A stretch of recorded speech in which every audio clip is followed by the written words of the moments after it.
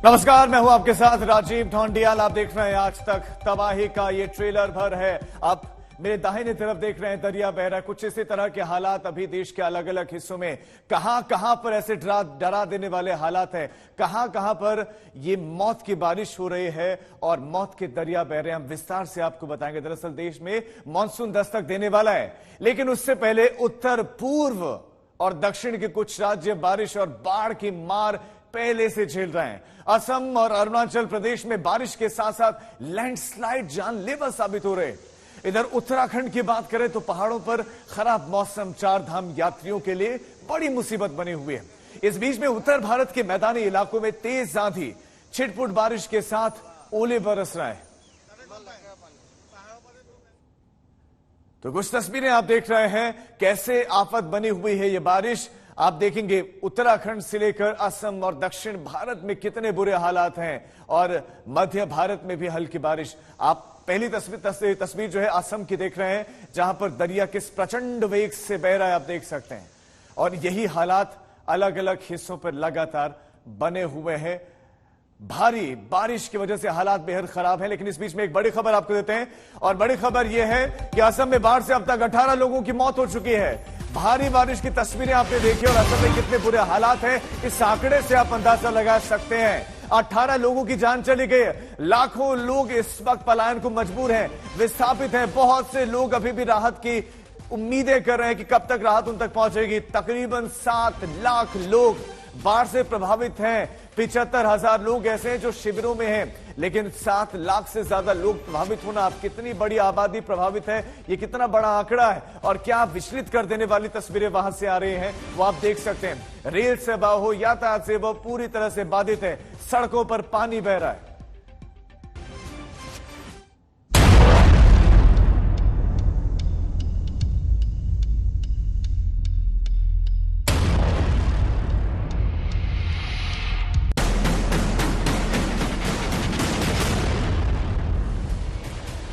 तेज बारिश के साथ बर्बादी की बाढ़।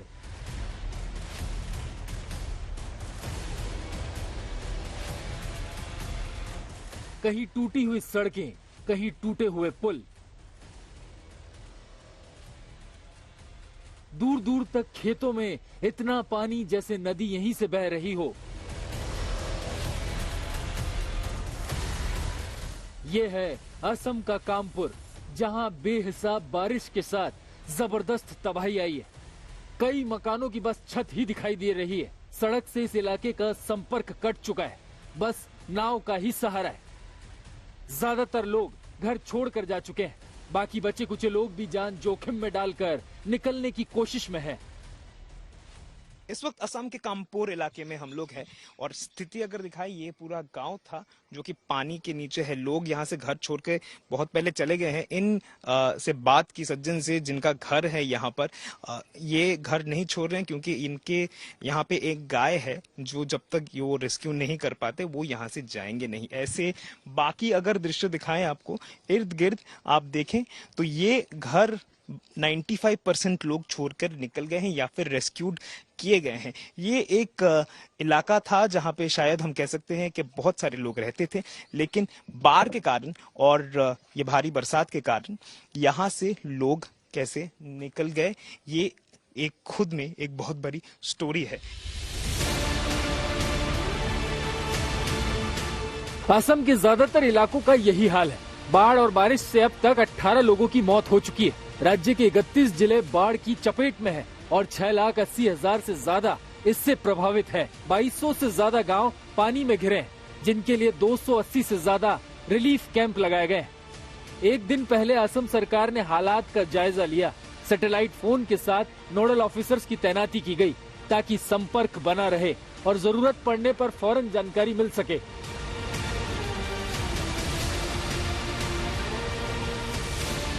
सबसे प्रभावित जिला फौजाई है, जहां रेस्क्यू ऑपरेशन के लिए सरकारी खजाने से 3 करोड़ से ज्यादा की रकम जारी की गई है। दीमा हसाऊ इलाके में एनडीआरएफ की तैनाती की गई है। यहां एयरलिफ्टिंग के जरिए रेस्क्यू ऑपरेशन चलाया जा रहा है। डिस्ट्रिक्ट एडमिनिस्ट्रेशन का है एज पर डायरेक्शन, जो भी सामान आता है हमें पहले से ही अलर्ट कर देते हैं। हम यहाँ पॉइंट पे रहते हैं, स्पॉट पे, और जो भी सामान आता है, अभी तो कंटिन्यूअस चल रहा है, हम 2-3 दिनों से कंटिन्यूस रिलीफ आइटम पहुंचा रहे हैं। जिस गांव में उनका डायरेक्शन होता है हम फर्दर ट्रांसपोर्ट कर देते हैं उस गांव के लिए। हम टोटल 33 हैं, जिसमें से हम 11 मेंबर को जो है दोबोका में ड्रॉप किए हैं, जो वहाँ पर जो है रेस्क्यू एंड रिलीफ ऑपरेशन में लगे हुए हैं। बाकी मेंबर जो 22 हैं वो हमारे साथ हैं, और साथ ही हमारे साथ महिला रेस्क्यूअर भी हैं। दीमा हसाव में भारी वर्षा तथा बाढ़ के कारण, लैंडस्लाइड के कारण तथा बाढ़ के कारण कई इलाके प्रभावित हुए हैं तथा रोड तथा रेल नेटवर्क बुरी तरह से प्रभावित हुआ है। ये इलाका बाकी असम से पूरी तरह से कटफट गया है। यहाँ पर भी हमारी एक टीम को एयरलिफ्ट करके भेजा गया है, जो कि विभिन्न तरह के राहत तथा आपदा प्रबंधन कार्यों में डिस्ट्रिक्ट एडमिनिस्ट्रेशन की मदद कर रहा है।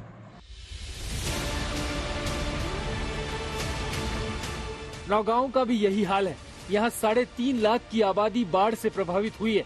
घरों में पानी भरा है, सड़कें बह गई हैं। अब नाव ही जिंदगी का सहारा है।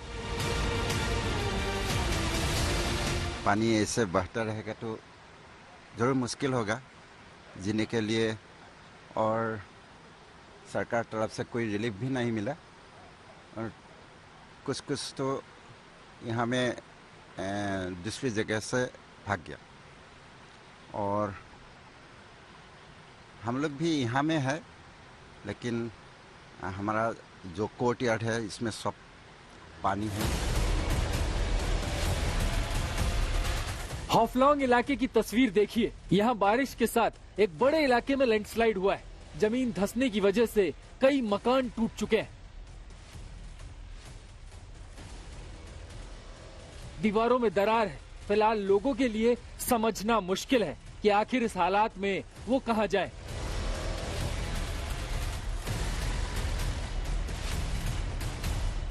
गुवाहाटी से पल्लव कुमार बोरा के साथ अनुपम मिश्रा, आज तक।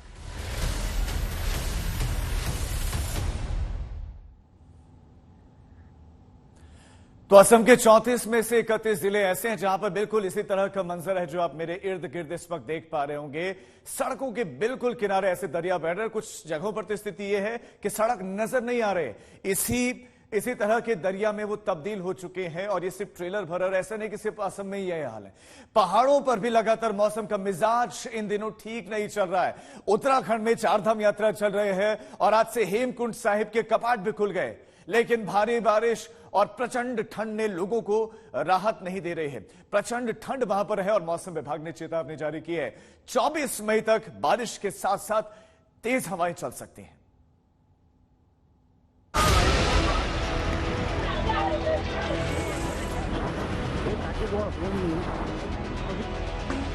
तेज हवाएं, बारिश और बर्फबारी से बदहाल सड़कें, और इन सब के बीच निकलता श्रद्धालुओं का जत्था। इस बार मौसम की तमाम दुश्वारियों के बीच बड़ी संख्या में श्रद्धालु चारधाम की यात्रा पर आ रहे हैं।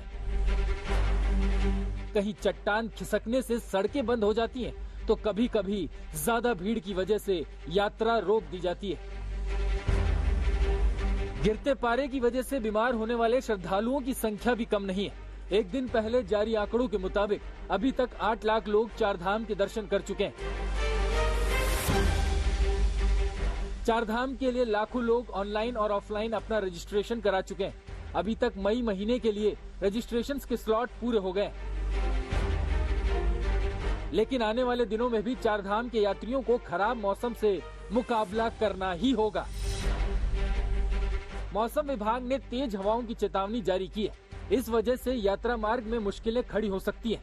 मौसम विभाग के मुताबिक आने वाले 24 मई तक उत्तराखंड के अधिकांश हिस्सों में भारी बारिश के साथ तेज तूफानी हवाएं चल सकती हैं। इससे तापमान में भी गिरावट आएगी। 23 और 24 मई को हवाओं की रफ्तार बढ़कर 90 किलोमीटर प्रति घंटे तक जा सकती है। मौसम विभाग के मुताबिक एक के बाद एक 2 पश्चिमी विक्षोभ सक्रिय होने की वजह से राज्य के अनेक हिस्सों में बारिश और ओले गिरने की आशंका है। आज से हेमकुंड साहिब और लोकपाल तीर्थ की कपाट खुल गए। गोविंद घाट गुरुद्वारे से 5 प्यारों की अगुवाई में पहला जत्था एक दिन पहले रवाना हुआ था।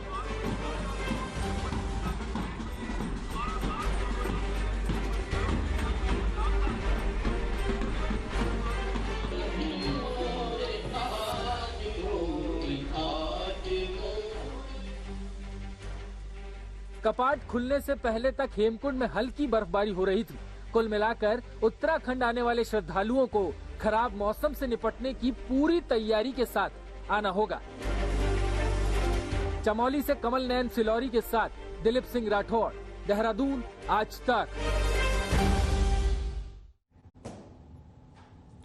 तो उत्तराखंड की यात्रा पर जाएं तो गर्म कपड़े साथ लेकर जाएं, वहां पर मौसम खराब हो सकता है, मौसम विभाग का ऐसा अलर्ट है। लेकिन इस बीच में अब अगली बड़ी खबर का रुख करते हैं। प्रधानमंत्री नरेंद्र मोदी आज शाम जापान के कूटनीतिक दौरे पर रवाना हो रहे हैं और जापान में क्वाड की बहुत महत्वपूर्ण बैठक, उस बहुत महत्वपूर्ण बैठक का हिस्सा बनेंगे प्रधानमंत्री मोदी। बड़ी खबर, उनकी मुलाकात अमेरिकी राष्ट्रपति जो बाइडेन से होगी, ऑस्ट्रेलिया के प्रधानमंत्री से मुलाकात करेंगे। और दौरे से पहले प्रधानमंत्री ने ट्वीट किया और दौरे से जुड़ी हुई जानकारियां दी। तो बड़ी खबर, अब उम्मीद जताए जा रहे हैं बाइडेन से मुलाकात में कई अहम मुद्दों पर बातचीत होगी। सवाल यह भी कि क्या केंद्र में चीन होगा, चीन के इर्द गिर्द चर्चा यहां होगी या वैश्विक चुनौतियों पर भी चर्चा होगी इस क्वाड की बैठक में। अगर हम इस क्वाड की बैठक की बात करें तो इसमें भारत है, अमेरिका इसका हिस्सा है, जापान इसका हिस्सा है और ऑस्ट्रेलिया इसका हिस्सा है। और जापान के टोक्यो में इस बार क्वाड की यह बैठक, प्रधानमंत्री नरेंद्र मोदी शाम को रवाना हो जाएंगे और इसके बाद यह बैठक शुरू होगी। और इसके बाद बताया जा रहा है कि बायलैटरल डायलॉग भी होगा, बायलैटरल मीटिंग भी होगी इनके साथ। इस बीच में जापान में भारत के राजदूत संजय कुमार वर्मा से हमारी सहयोगी श्वेता सिंह ने खास बातचीत की है। क्या कहा उन्होंने, सुनाते हैं आपको। प्रधानमंत्री नरेंद्र मोदी जापान दौरे पर आ रहे हैं। उससे पहले एम्बेसडर एसके वर्मा हमारे साथ हैं। बहुत स्वागत है सर आपका। प्रधानमंत्री जब भी आते हैं बड़ा व्यस्त कार्यक्रम उनका रहता है, तो इस बार कितना व्यस्त होने वाले हैं? इस बार भी बहुत व्यस्त हैं और हम लोग बड़े भाग्यशाली हैं कि हमारे ऐसे प्रधानमंत्री हैं जो हमेशा समय को पूरी तवज्जो देते हैं और उसके हिसाब से समय का पूरा उपयोग भी करते हैं। तो इस बार जब यहाँ पर हैं तो अवश्य भारतीय कम्युनिटी जो यहाँ पर भारतवंशी हैं उनसे एक मुलाकात होगी, उनसे एक इंटरेक्शन होगा। बिजनेस से इंटरेक्शन है दो अलग अलग फॉर्मेट में। कुछ ऐसे हैं जिसमें कि one on one business leaders के साथ बातचीत है और एक राउंड टेबल है जिसमें कि लगभग 35 CEOs बड़े बड़े जापानी बिजनेसेस के इकट्ठे आएंगे। 40,000 संख्या यहाँ पर भारतीयों की, लेकिन ऐसी भूमिका सबकी है जो काफी निर्णायक हो जाता है जापान के लिए। तो प्रधानमंत्री का यहाँ पर आना, यहाँ पर मुलाकातें होना कितना उत्साह बढ़ाता है? बहुत ज्यादा। मुझको लगता है बेहतर होगा कोई अगर भारतीय कम्युनिटी का कोई सदस्य इस बारे में बात कर सके। लेकिन मुझको जो अंदर से महसूस होता है, एक उल्लास नजर आता है भारतीय कम्युनिटी में, एक उनमें थोड़ा जोश नजर आता है कि वो अपने प्रधानमंत्री को यहाँ पर रिसीव कर रहे हैं। उनसे उनकी बात सुनने का उनको एक अवसर मिल जाता है। जो 40,000 जो आपने बात की उसमें 12,500 ऐसे हैं जो कि हाईली स्किल्ड प्रोफेशनल्स हैं। तो वो इंफॉर्मेशन टेक्नोलॉजी में, वो फाइनेंस में है, वो मैनेजमेंट में है। ये जो लोग हैं ये भारत और जापान की मित्रता को और सुदृढ़ता प्रदान करते हैं। उसके अलावा एक अच्छी संख्या ऐसे लोगों की जिनका अपना बिजनेस है यहाँ पे, उनको ये बहुत अधिक उत्साहित करता है इस तरह का विजिट। और जब प्रधानमंत्री आते हैं तो अवश्य ही जापान का भी एक पूरा फोकस प्रधानमंत्री की तरफ हो जाता है और जो बोलते हैं उसकी तरफ हो जाता है। तो जनरली उनके इस तरह की उनकी यात्राओं से पारस्परिक संबंध और सुदृढ़ होता है। सांस्कृतिक तौर पर बहुत ज्यादा समानताएं हो जाती हैं दोनों संस्कृतियों में और बहुत हजारों साल पुरानी जाती है ये दोस्ती। पर आर्थिक तौर पर जिस तरह के कदम बढ़ाए गए हैं और जिस तरह से जापान की ओर से भी कई चीजें एक तरह से आश्वस्त किया गया है भारत को उन करार को लेकर, तो हम उस दिशा में अर्थव्यवस्था के हिसाब से कुछ और बेहतर की उम्मीद? बिल्कुल। अगर आप याद करें तो 19 मार्च इस साल जब जापान के प्रधानमंत्री किशिदा भारत की यात्रा जब उन्होंने की तो दोनों प्रधानमंत्रियों ने मिलकर यह मंसूबा बनाया कि अगले 5 वर्षों में हम 5 ट्रिलियन येन का प्राइवेट, पब्लिक और फाइनेंसिंग ये सब लेकर भारत से जापान आएंगे। तो ये एक जो महत्वपूर्ण उन्होंने डिसीजन लिया है, इसका फॉलो अप तो करना अनिवार्य है और वो तो जो आर्थिक स्टेक होल्डर्स है वही करेंगे। तो इस केस में बिजनेस से जो इंटरेक्शन होता है, जो आर्थिक सेक्टर के और फाइनेंशियल इंस्टीट्यूशन से इंटरेक्शन होता है, वो बहुत एक अहम भूमिका अदा करता है। बहुत धन्यवाद हमसे बात करने के लिए। तो पॉलिमी साहा के साथ श्वेता सिंह, टोक्यो, आज तक। महंगे पेट्रोल डीजल में राहत के ऐलान का असर रोजमर्रा की कई चीजों पर पड़ने वाला है। दूध, अनाज, सब्जियों से लेकर कई जरूरी सामान पर इस फैसले का असर पड़ेगा। महंगाई के बीच सरकार का बड़ा तोहफा, पेट्रोल डीजल की कीमतों पर बड़ी राहत। मोदी सरकार ने घटाई एक्साइज ड्यूटी, गरीबों के लिए रसोई गैस में भी राहत। प्लास्टिक, स्टील, सीमेंट भी हुआ सस्ता। पेट्रोल और डीजल की बढ़ती कीमतों से परेशान लोगों के लिए राहत के दिन आ गए। वित्त मंत्री निर्मला सीतारमण ने कल शाम ट्वीट करके ये खुशखबरी दी कि केंद्र सरकार ने पेट्रोल और डीजल पर सेंट्रल एक्साइज ड्यूटी कम कर दी है। केंद्र ने पेट्रोल पर 8 रुपए और डीजल पर 6 रुपए एक्साइज ड्यूटी कम की है, जिससे पेट्रोल 9.5 रुपए और डीजल 7 रुपए सस्ता हो गया है।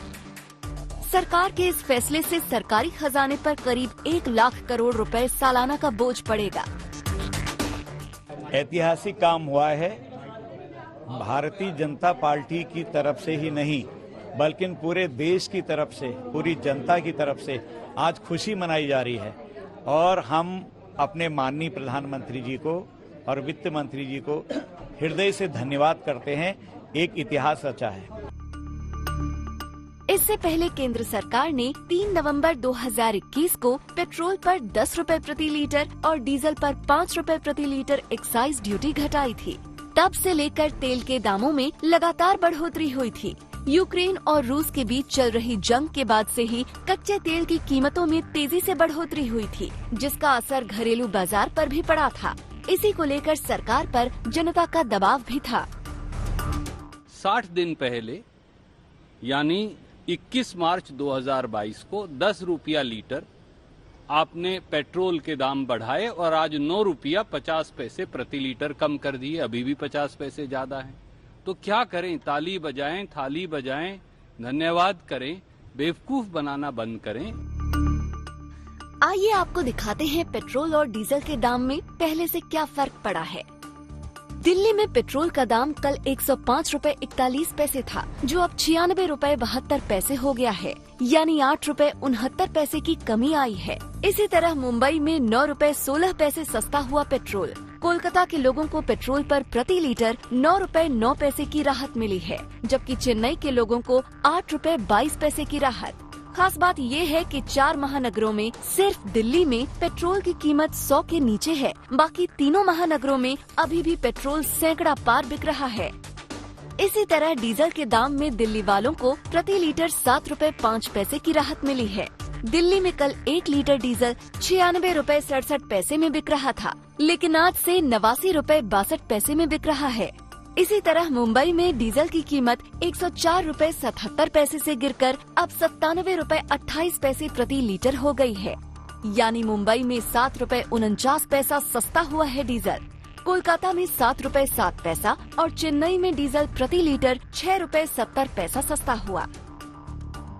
8 रुपए 9 रुपए से कुछ भी नहीं होता ना भाई। अब ऑर्डर्स मानने वालों के लिए मिनिमम 100 रुपए 20-30 रुपए कम हुए तो अच्छा रहता।